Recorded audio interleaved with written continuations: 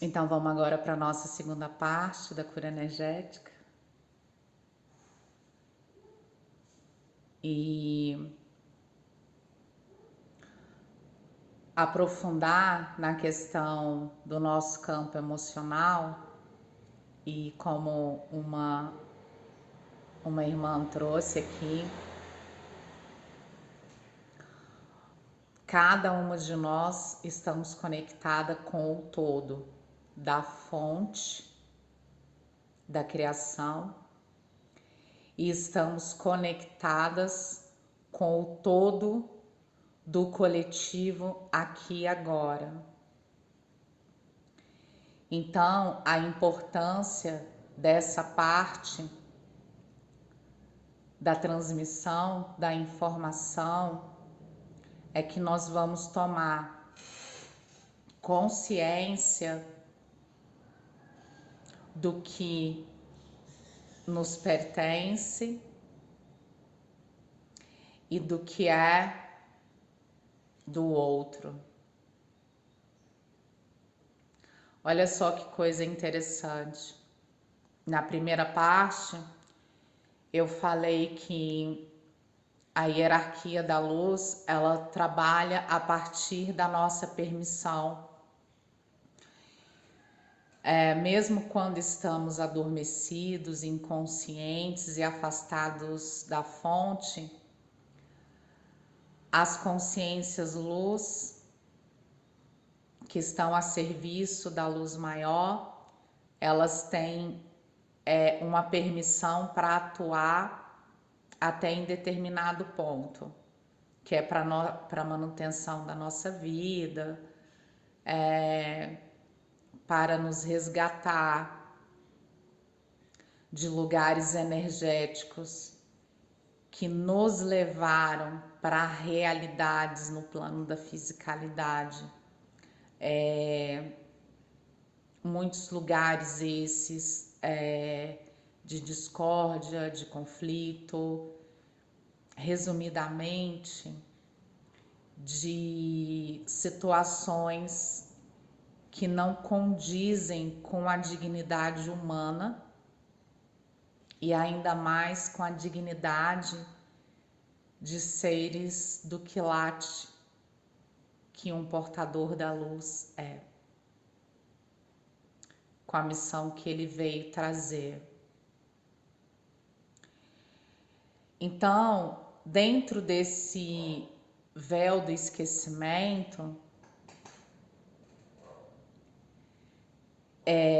muitas das realidades que se manifestaram na vida dos portadores da luz, elas foram geradas primeiramente no plano astral. E como que eles conseguiram fazer isso? Através de uma frequência bem devastadora, principalmente para aqueles que habitam a luz, que portam a centelha divina, uma frequência que deram o nome de culpa.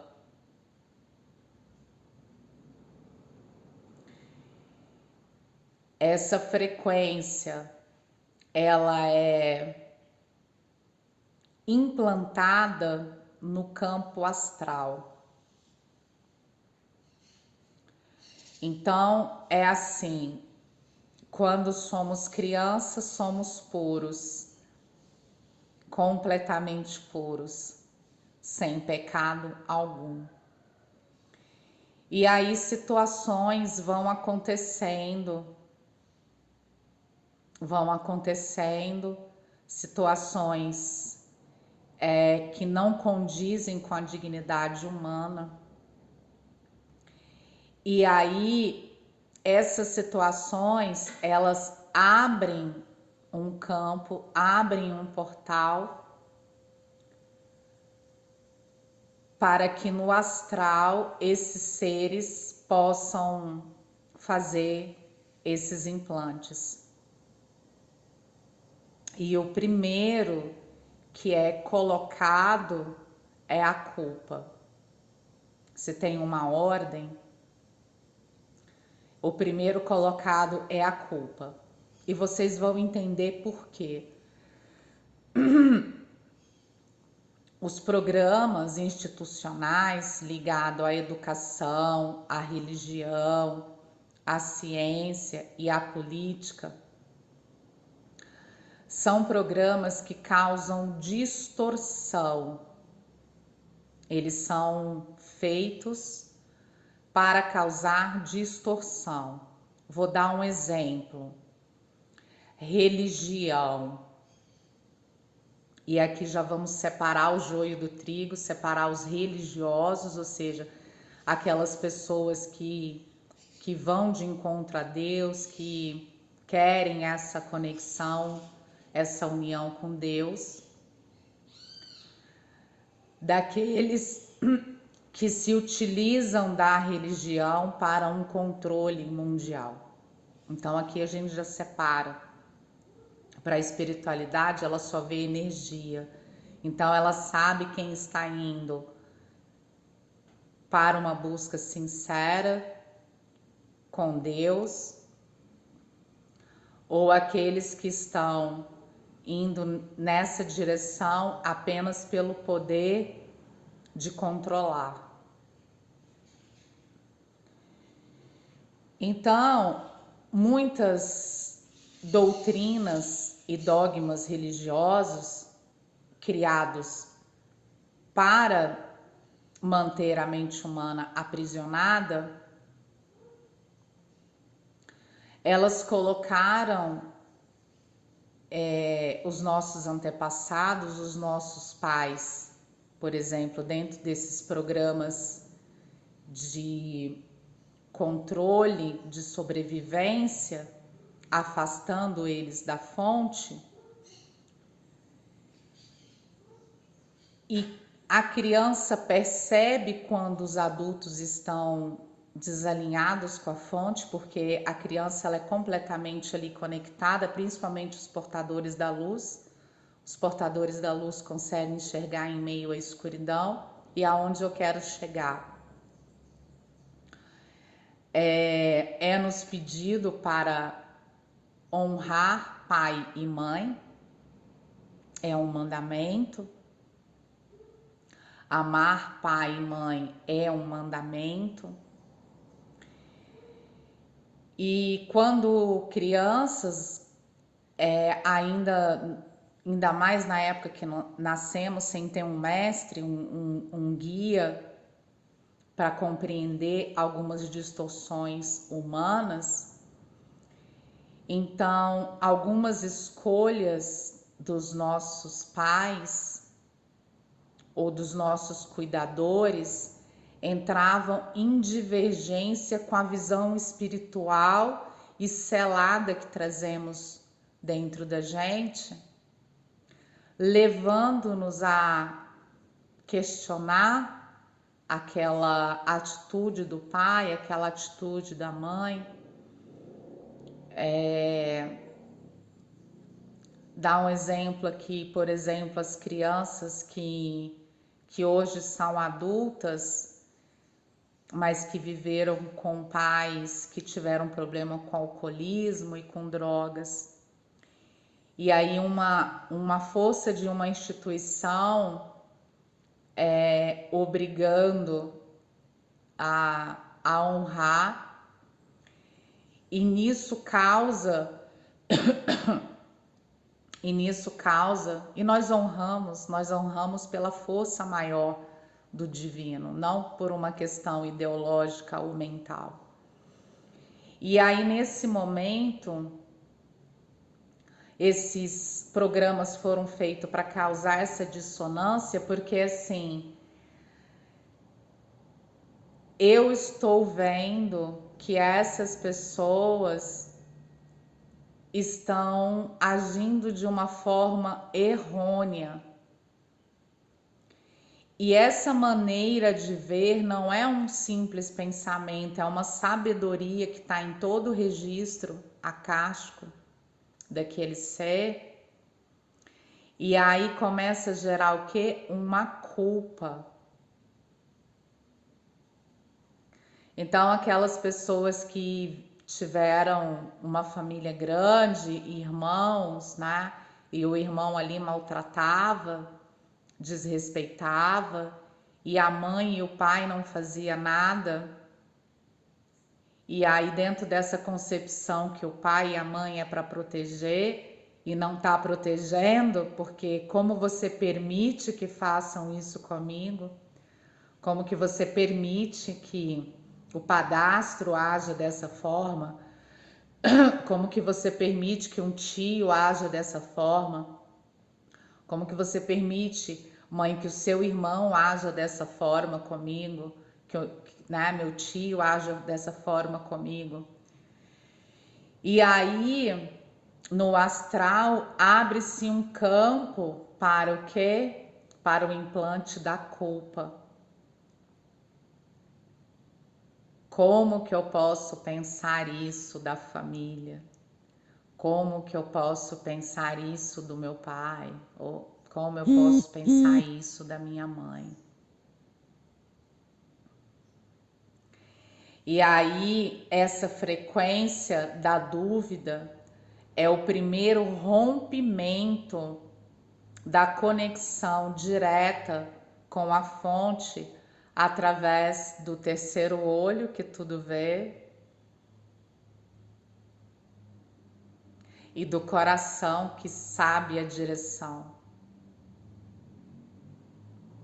E aí, para não sentir o conflito que está gerando aqui, porque foi implantado a culpa que vem daqui, né? Como você está pensando isso? Como você está julgando seu pai? Como você está julgando sua mãe? Quem é você? Isso é fantasia, isso é coisa da sua cabeça. Quando a criança às vezes vai lá falar com o cuidador, né? Com o pai, com a mãe ou quem está cuidando, você viu o que fulano fez? E aqueles cuidadores não dão voz, não dão crédito, fala que é coisa da cabeça.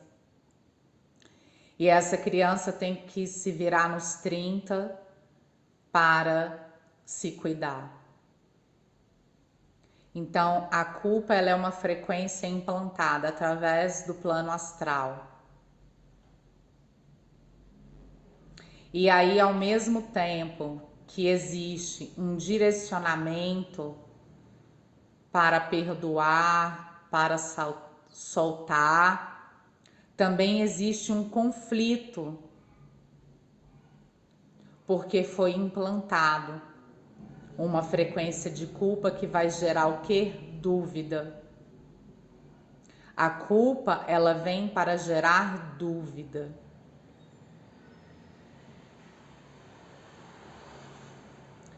A culpa, ela vem para gerar a dúvida que vai gerar a discórdia.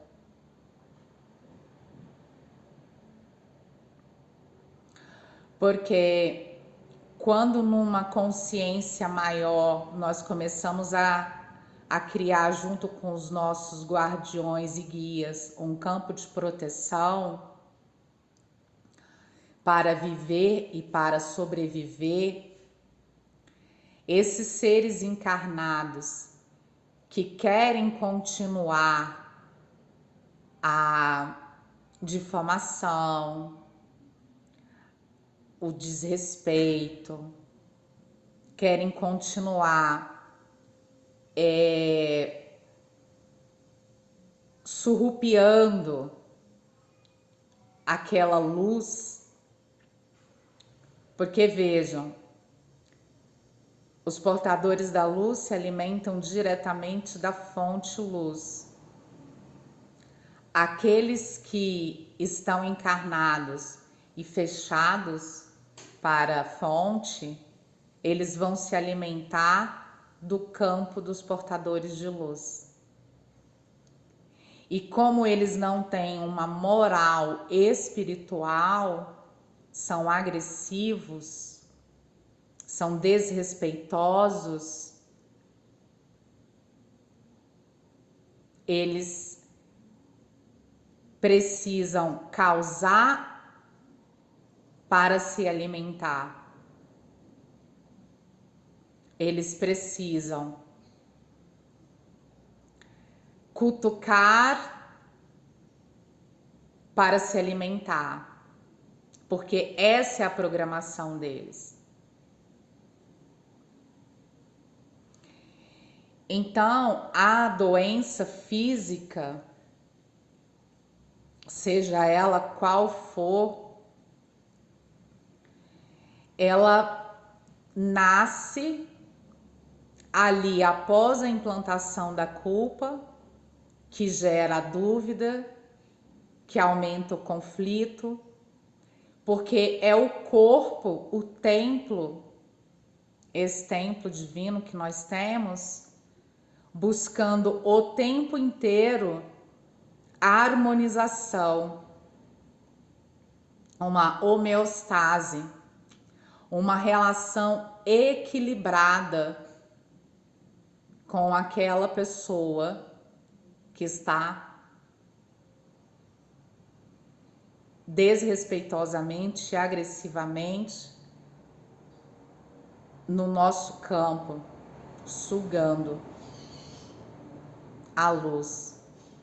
Porque no padrão que a pessoa jamais vai reconhecer,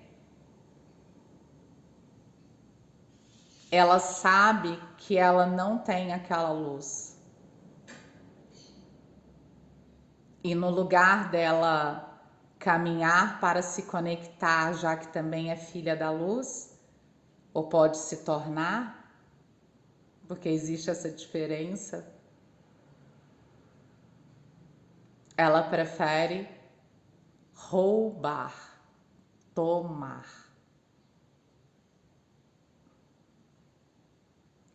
Tem pessoas que fazem isso num nível consciente. Essas são as pessoas mais perigosas. E tem aquelas que fazem por ignorância. Então chega um determinado momento da vida da pessoa que, pela conexão que ela tem com a fonte, seja através de uma ordem iniciática como a Mork, seja através de contato com a grande fraternidade branca que alguém apresentou, seja através do espiritismo de Allan Kardec, por exemplo, de Chico Xavier, por exemplo. Chega um momento que essa pessoa ganha força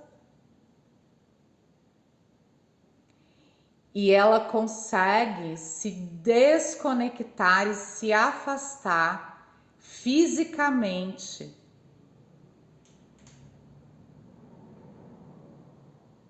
dessas pessoas que causam isso.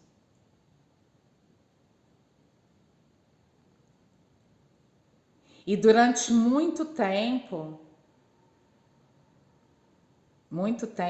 ainda há um questionamento mental, ainda paira a dúvida por causa do implante da culpa, de falar assim, o que eu fiz para essa pessoa?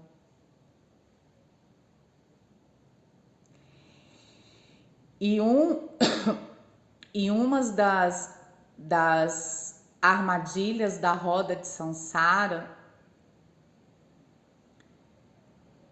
é a criação das ilusões, porque existem os reinos astrais. Então, no desencarne, né, essa pessoa que está desencarnando, ela vai para uma dessas cidades, colônias, de acordo com a sua vibração, de acordo com aquilo que ela mais alimentou aqui, principalmente do que ela tem aqui. Então, por isso que a paz e a harmonia deve ser buscada e mantida a qualquer preço. Porque aí é essa frequência que vai nos levar. E tem lugares astrais que são de domínios dos seres opositores à luz. E eles podem se manifestar na forma que eles quiserem.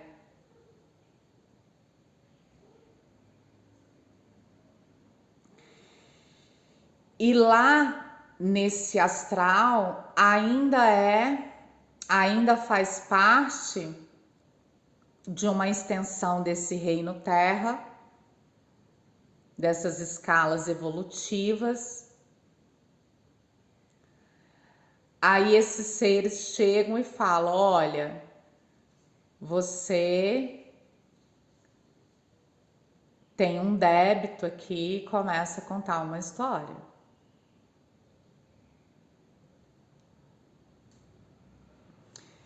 Então, nos reinos astrais, tem pensamento, e tem ego, e tem controle, e tem convencimento. É a única forma de manter os portadores da luz a convencê-los a voltar. Prestem atenção, porque isso é muito importante.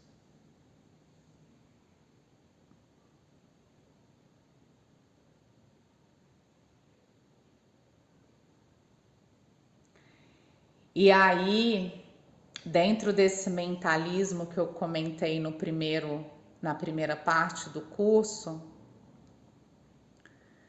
criaram-se em cima disso histórias,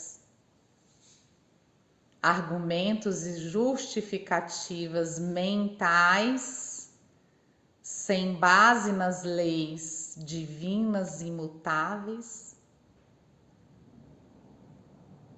de que estamos aqui para pagar alguma coisa.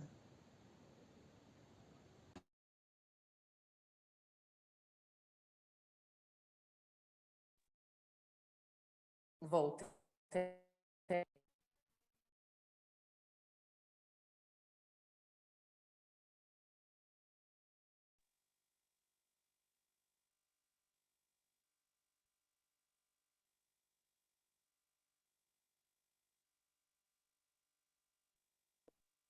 E assim,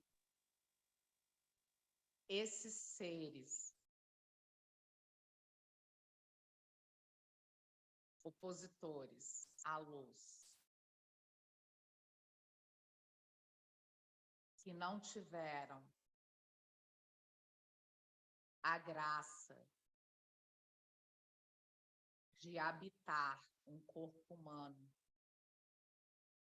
para a sua evolução de consciência,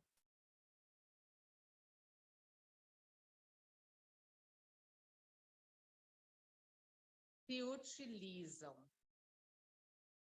desses mecanismos de convencimento no plano astral, que não é diferente disso aqui que nós estamos vivendo agora, dessa interação que nós estamos fazendo agora.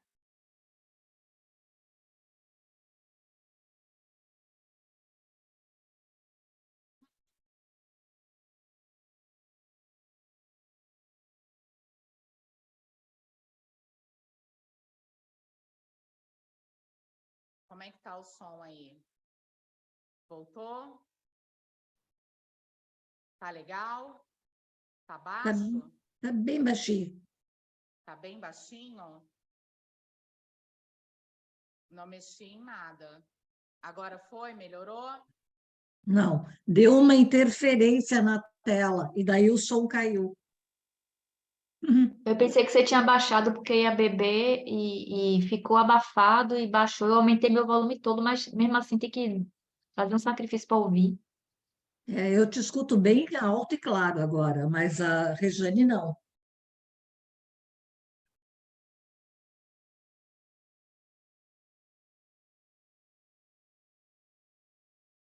E agora, como é que tá? Ainda estão me ouvindo baixo? Rejane, seu som está muito baixo ainda.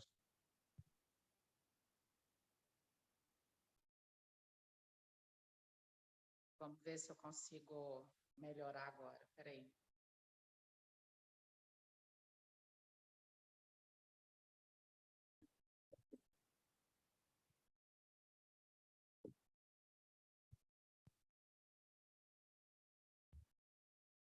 E agora?